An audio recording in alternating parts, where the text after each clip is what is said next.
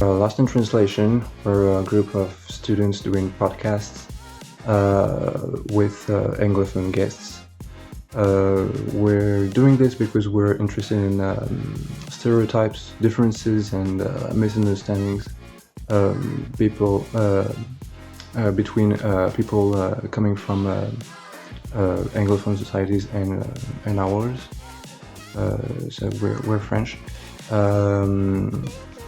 And yeah, today we'll be doing this with Mikey, who is a teacher in a university and who comes from the US. I believe the rest of the crew have already presented themselves, but you will find John and Daphne in this podcast. I am Bruno. And yeah, Mikey, can you just go ahead and introduce yourself? Where are you from again? Sure. I'm from San Diego, California, in the US, obviously. I am a PhD student here in France. It's actually a British institution. It's University of London Institute in Paris, located in Paris. That's where I'm doing my PhD. For the last 2 years, just to finance my studies, I worked as an English teacher. This year, I'm Okay. actually working as a Japanese teacher. And yeah, that's what brought me here. Japanese teacher? Yeah, so I grew up with two languages. I grew up bilingual. Okay. So I spent most of my life in the US, but my mom is Japanese and my father he's an interpreter, so he speaks fluent Okay. English and fluent Japanese. So I spoke to both my parents in Japanese, so I Okay. consider it one of my two native languages. Yeah. Well, that's actually interesting. Did you grow up with two cultures then? Yeah, I think it was a little difficult to separate sometimes because inside the Yeah. house felt very Japanese. Yeah. We took off our shoes, we ate on the floor, rice 3 times a day kind of thing. All the entertainment was Japanese. Yeah. And as soon as I left, and we weren't allowed to speak English actually. Got in Oh. trouble if I said a word in English. Okay. Okay. But as soon as I left the house, I would go to school, I would make friends, and everything was in English. And it was kind of like the door of the house was a border between Japan and the US for me. Did you have a hard time learning English when you were little? When I was very little, yeah. Yeah. Luckily, I was born in the US and I spent most of my childhood there. So it came to me very quickly. But yeah, I remember being 4, 5, 6 years old, and I was struggling to make friends, so I had to go to like supplemental English lessons and things Yeah. like that to get to the same level as my peers. Yeah. Did you feel sort of a cultural shock between the American world and the Japanese culture you had at home? Yeah, a little bit. Well, I grew up in a very multicultural environment. You might be familiar with the geography of where San Diego is on the map. Yeah. Actually, I don't know. Yeah, you might be. Well, maybe Los Angeles, you might be more familiar. Yeah. So it's on the southern part of Mm. California, right? San Diego is even further south. So it's literally next to the Mexican border. Okay. Right? So most of my friends growing up were Mexican. Yeah. Some of them actually lived in Mexico and drove across the border to attend school in the US. So it was this huge mix of cultures where I had a lot of Japanese American friends like myself. I had a lot of Mexican friends. I had a lot of, I guess, white American friends as well. And each time it was, especially as a child, when you would go over to these friends' houses, every time you enter the house, you're crossing a threshold into a different culture. And I remember it being kind of a shock each time. If you could choose between the Japanese culture and the American culture, like which one do you prefer? That's a tough question. It's weird. I was having this conversation with a good friend of mine yesterday. Actually, she's Moroccan, but she spent a lot of her life in France. And we were talking about I forgot the author's name, but she was telling me about this essay she read about how the culture that is most threatened within you tends to fight back harder or to surface a lot stronger, right? So when you feel like there's a certain identity or culture that's shrinking, that's getting eaten by another more prevalent culture, then I feel like it, you know, because it comes back stronger, you feel more aligned with that Yeah. identity. And I think that's what often happens to me in my Japanese identity because, you know, the US identity is kind of everywhere. It's kind of global, Mm. right? Yeah. You turn on the TV in France, you see American TV shows, movies, you listen to American music. So I never feel like my American culture is threatened, whereas um, I feel that often with my Japanese culture. A lot of times I feel like, oh no, I'm forgetting the language, I'm forgetting how to read and write it. Yeah. I don't have an opportunity to make Japanese friends or speak the language. So I think because of that, it comes back stronger. And then I say, you know what, I'm Japanese, you know, first and foremost. Even though that's not true, I feel about equally as Japanese as I do feel American, maybe even more American because I spent more time in the US. But yeah, I think that's just the way it is. When an identity feels threatened, it comes back very strong. I Uh, understand. How long have you been to France? so I've been in France about 3 years now, so not a terribly long time, but enough to feel accustomed to it, and I feel like it's my new home. So Okay. yeah. Okay, great. So have you witnessed any difference culturally speaking within France between France and the USA or even Japan, etc.? Yeah. Can you tell us a bit about these differences you might have felt? Yeah. I think there's a lot of differences, obviously, but I think the one that's most fundamental is sort of how we approach individuality. So in the US, everything from um, family dynamics to infrastructure to transportation, things like this, it all comes down to the individual, right? So Mhm. the American dream, quote unquote, is to live in the suburbs in a big house Yeah. with your family unit, right? And then, you know, there's enough space between your house and then the neighbor's house, and they have their own private lives, and then their neighbors have their own private lives. To get anywhere, you go into your car. I mean, there's places like New York City where you don't need a car, but most places in the US, you do need a car to travel. No. And I think that feeds into sort of a individualistic mentality to where, I leave my home unit and now I'm in my mobile unit, right? And I'm sheltered, and I think we kind of tend to go throughout our lives in a personal bubble. And we do have, I mean, we do socialize like anyone else. We have these social spaces, these moments. But I think it comes down to our modus operandi is we are in our bubble. Sometimes we merge our bubbles. At the end of the day, we separate and we come back to what feels safe to us and regarded. Whereas in France, I kind of had this feeling, and maybe it's just a Parisian thing because it's such a dense place, right? And it's hard to avoid people here. Yeah. But I kind of got the sense immediately that life revolves around the social, right? So a lot of people identify themselves by their social circles. They identify by Yeah. the volunteer work they do, the maybe the kind of studies they do, the clubs that they're in, things like that. And they kind of move from social circle to social circle. And there isn't really much of a, okay, I'm going to draw back into my personal bubble. Um, that's kind of how I felt the fundamental differences were between the US and France. Do you consider, maybe the question might be weird, relationships in the USA more superficial than in France? That's a good question, and I get that often. And I think that's a little bit of a stereotype.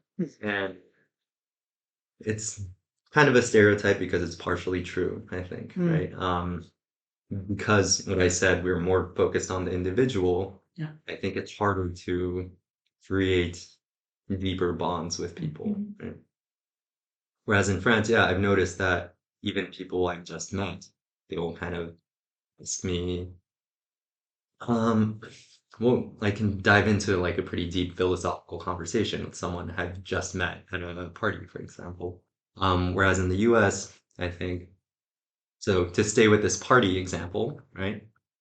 In France, sit down with someone, speak for them for hours about something that's deep, philosophical, over a glass of wine or something. And it sounds really stereotypical. But that's Cliche. kind of, it's a bit cliche. But I feel like that is a common experience here. Whereas in the US, if you go to someone's house, you have a dinner party or a house party, things revolve around activities, right? Let's play billiards, let's play, a drinking game, or let's play charades or something like that. And I think, um, I mean, it is a part that I miss. I do like doing activities, but I also think it works as sort of a distraction from forming these deeper bonds, right? So in that way, it's less superficial. Not to say all relationships that are formed in the US are superficial, but I think it requires a little bit more work to arrive to that point.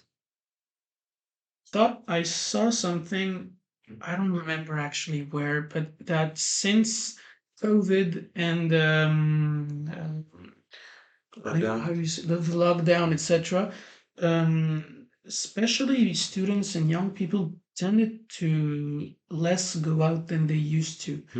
They maybe they got used to staying at home, and well, maybe other problems might be included to that, like maybe I'm exaggerating, but it's important to mention it. Mental illness, depression, etc. These things increased a lot since Yeah. the lockdown.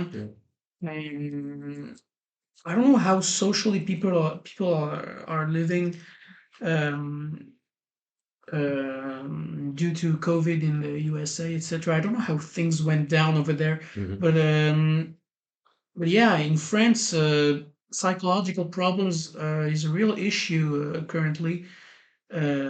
Since I don't remember the numbers correctly, but I think basically one student out of three is living some sort of psychological troubles, etc. And many people tended to quit their jobs, etc. And maybe the lockdown made them a bit getting used to staying at home, Yeah. creating themselves some sort of a safe place. I'm not sure about what I'm saying, but maybe things are tending to evolve even in France concerning that. I would also say that during lockdown we were just with ourselves, so we tend to get to know ourselves more, and so we know like some problematics just came out of nowhere, and so now we have to deal with it, and we have no choice. Yeah. So Mm. I don't know. I heard a lot of friends who really, really wanted to go out after COVID. But I know for a fact that there is quite impressive part of the population that got comfortable with staying at home. The number of people working in uh, working actually. Um, There's a quite impressive number of people working who decided to work from home. It became a real thing, and before that, it sounded like nonsense to just be on your computer at home to your work. Before the lockdown, we thought we had to go to the office to do our job. And that brings us to an interesting topic. You've been here during the lockdown? Yeah, sort of. It was at the tail end of it. So it was, I got here end of December 2020.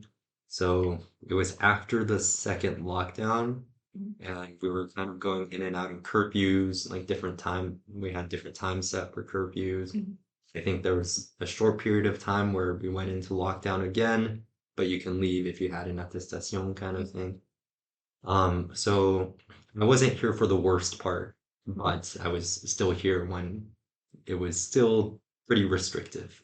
Mm. Yeah. How is it Um, built in the USA? well, it's a big country, so different parts of the Yeah, the country dealt States, with yeah. it differently. But I did move around a lot for my work back in the US. So I spent a lot of early COVID days in Texas, and I spent some of it in California as well. And in Texas, it was ridiculed, I remember. Nobody really believed in it. Mm. It was still early, so I think actually in the whole state there were 0 cases, right? But it was apparent that it was Mm. spreading very quickly and it was arriving to Texas.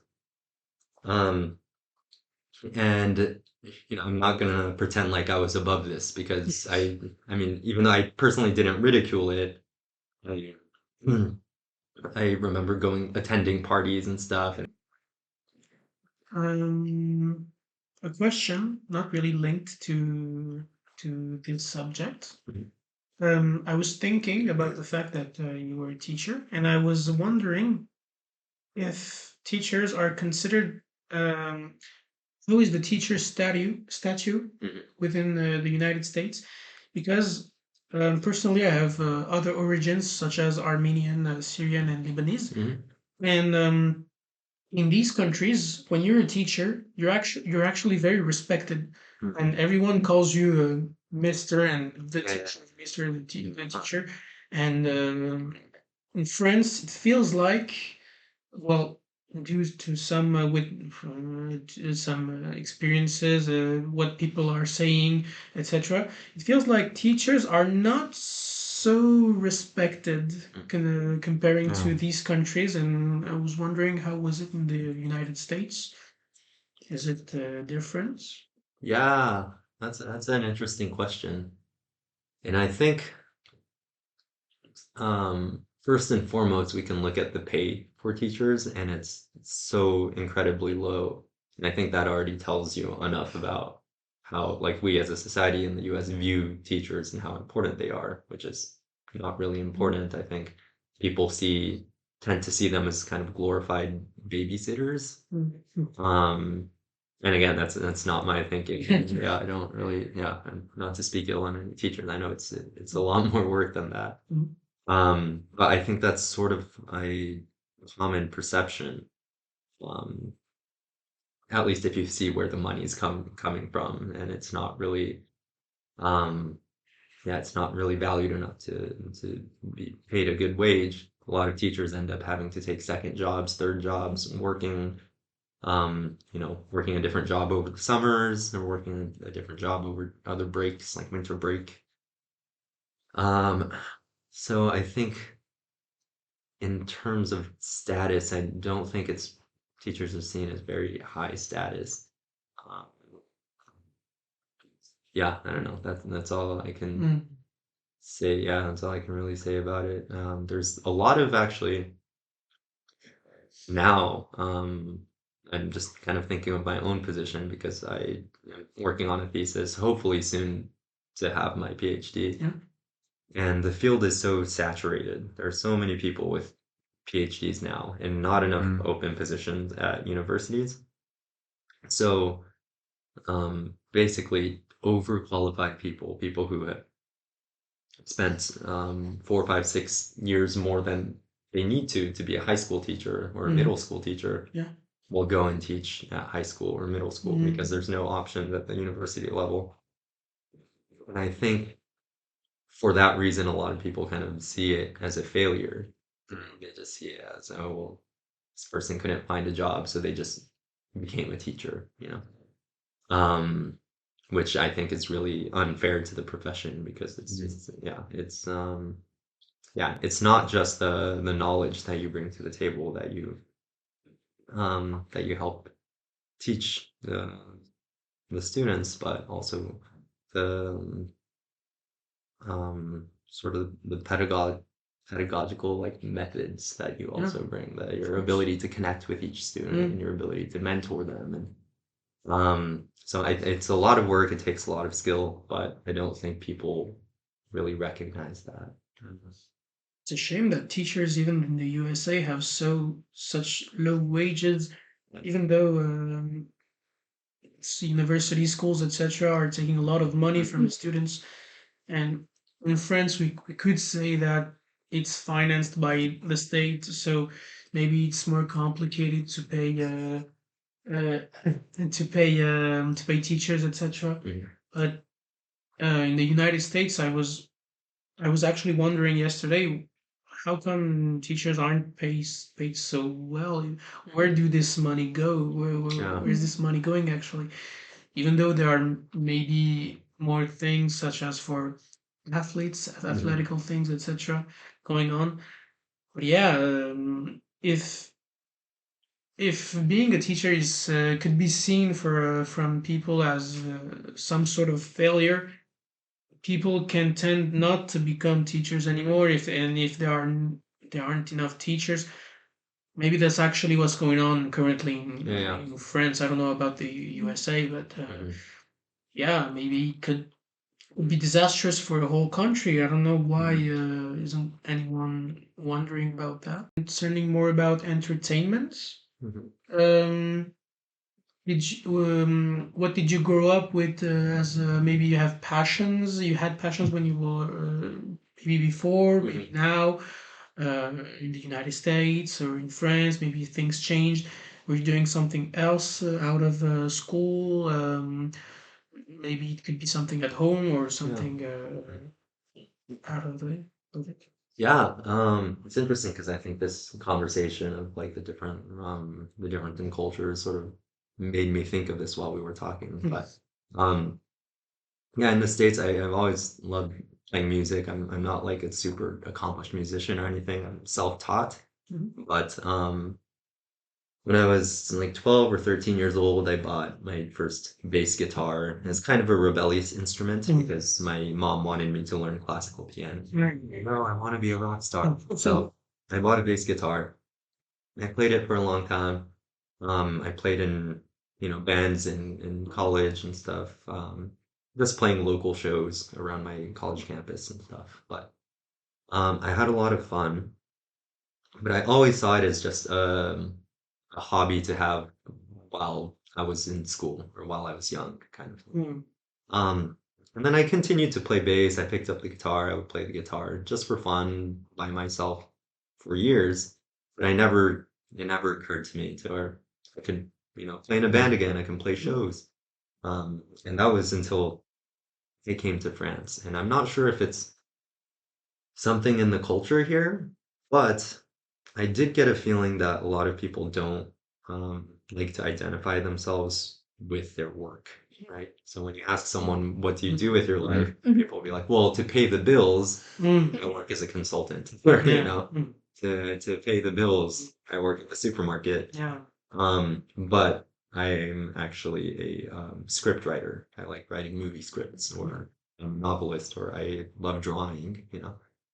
And I think that mentality kind of rubbed off on me, because I think before, the reason I told myself music is just something I wanted to do as a teenager. Now I'm an adult. I'm just going to stop. I'll just play by myself on some weekends. Mhm. I think the reason was because I felt like I had to be serious about my work. It was all or nothing. My career was who I was, right? Mm. Um, but arriving here, I think it helped me realize that there are multiple aspects of one's lives, right? Um, so yeah, I think I started seeing myself as, oh, I'm not just, my career, I'm also, a musician, an amateur musician, but a musician nonetheless. So I think, yeah, so that helped me kind of pick it back up. Right. You would also say that it has a linked with the lockdown Yeah. because we just had more time for ourselves. so we could focus on what we liked and just dive into it and take time to actually do it, because we didn't have the time to get from home to school. We could spend that time doing just something else. Yeah. And yeah, I think it was also really important at the time to just do whatever we liked. And in fact, I think even though it was a complete, it was a pandemic, it was monstrous and everything. I think there are actually a few good changes. If you think positive changes happened. I think the most noticeable differences kind of in work culture, right? A lot of work now. I mean, it's the same here, but has become remote or hybrid. Yeah. I think people started realizing we don't have to go into the office to be productive. We can be productive at home, and we'll save a lot of time, not having to go to work, as you said, and kind of develop our own home life and in the way that we would want to. But otherwise, in terms of like a shift in mentality or culture that was brought about by COVID, um, yeah, I think it's I'm not quite sure, but yeah, like if I were to think of the positives, I think it's that people allowed themselves to explore different aspects of themselves outside of career and being productive, right? Interesting to mention the French influence towards maybe the United States, because we all know how America influences the whole world, Mm. even throughout entertainment, TV shows, music, etc. Generally speaking, it could be long to answer, but you can shorten it as you like. Yeah. How is France and French people, and how are the French culture, etc., Mhm. viewed and seen in the United States? How are we Yeah. perceived? Um, that's interesting. I feel like um I don't mean this in an offensive way, but I feel like a lot of Americans like don't really care, as in like it's not really like in like something they think about. And a lot of times it's characterized, right? Like where you mentioned French culture to an American, and I think a lot of us saw that video clip of a French journalist, I forgot his name, interviewing people in New York, and then someone comes up from the back and they're like, "Omelette du fromage." Yeah, and I feel like that's sort of what a lot of American. I mean, because France is so far away for us, it's kind of otherworldly, right? And honest to God, I feel like that's just the way that Americans perceive French people. But I think from a more quote unquote cultured perspective, so someone who's more familiar with France and its history and its politics and its people, I think would say that it has like from a U.S. perspective, politically, it feels very far left, and I think a lot of Americans might feel like France is just one step behind like a full-on socialist government or and is constantly striving for that, right?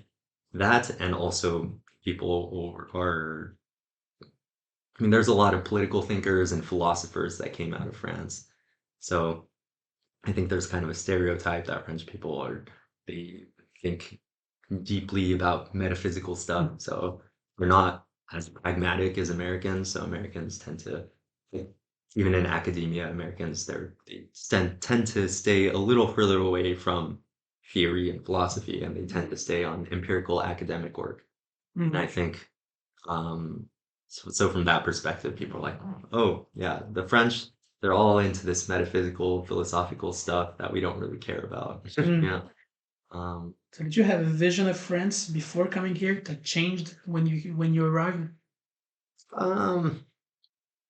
No, I mean, I was Like I remember learning a song called "C'est l'Halloween," and first of all, in French, you don't say l'Halloween, right? It's Halloween. But I remember my first year teaching here when Halloween came around. I thought it was known by every French person, so I was like, c'est l'Halloween," and nobody understood. Um, but yeah, no, I think a huge part of my perception of France was in these like kind of characterized images of not fully omelette du fromage, but like still, it's just I only knew the France from some of my French teachers and like movies that I watched that were in French. So um, yeah, I mean, obviously there's just so much more to the culture, and I can't really explain every aspect that Yeah. I got wrong. But um, what I found most shocking though was how blunt everyone is. Like, or not everyone, but there's so many people who are very direct. Mm. And I think from my background, I think Americans, especially Californians, tend to be very smiley, and it can be superficial at times, right? But there's sort of this requirement to always be friendly. Yeah. We I can think do so. like we did last time, that small game we did for a few seconds, for a few minutes. Mhm. And basically, I'm going to mention some sort of a topic, like a theme. You're going to choose between USA and France. Okay. For instance, education. If you had to choose. Okay. Oh, are we playing it now? We're playing it. Okay. So which is better? Yeah. Basically. Without really, you can develop Yeah. if you want to, but Yeah. basically to be quick. Yeah, I'd say France for the same reasons I mentioned earlier, cost performance and also more access to education. Mhm. Yeah. Food. Yeah. France for sure. Yeah. I mean, yeah. I mean, there are plenty of places in the US where I love the cuisine. I mean, it is like an immigrant country, so there's a lot of like foods from different cultures. Yeah. When I was in Louisiana, there was a lot of really good Cajun food that I loved, but just I think hands down France wins this. Yeah, there's Okay. Entertainment. entertainment, I'd say US, maybe because I'm more used to the language. I understand the humor better. I understand the nuances. But I think, I mean, there's just way more money that's invested into entertainment in the US. So I think it's just and there's a long history of Hollywood and whatnot. So I think they just kind of know how to get it done, know how to produce good things that people like. The language. Language, I don't know. I think, oh man. I say French. I mean, I think just as a French learner, like, or someone who speaks it as like a third language, I think it's fascinating. It's fun to learn. It's fun to get better at it. As the longer I stay here, the better I get at it. So, in that sense, I like it. As a quote unquote amateur musician, and I like to sing. I think in terms of music, I feel like English works a lot better. I don't know why. I love French and poetry, English and music. It's just, yeah, I don't know. Yeah. I mean, maybe I'm just wired to think this way because of my upbringing, but I can understand. yes. What was I going to say? The environment, like the country in itself, The visually speaking, the monuments, I see, yeah. landscape. Yeah, I'd say the natural environments, US, definitely. I miss the nature there like all the time. And I mean, there's plenty of great nature here, but I think, you don't have these spaces, these vast spaces where you find absolutely no one. You just have wild animals, mountains, and like forest and things where you won't see anyone for miles. I think it's harder to find in France. Whereas in the US, like I used to, just to clear my mind, when I was in Texas, I used to hop on my motorcycle and I would ride 20 minutes out into the desert, and then it's just no one was there in the desert, Yeah. and then I just have a clear mind, and I think I do miss that. But Well, that's it. Thank you so much. It was really nice talking with you and with you too, of course.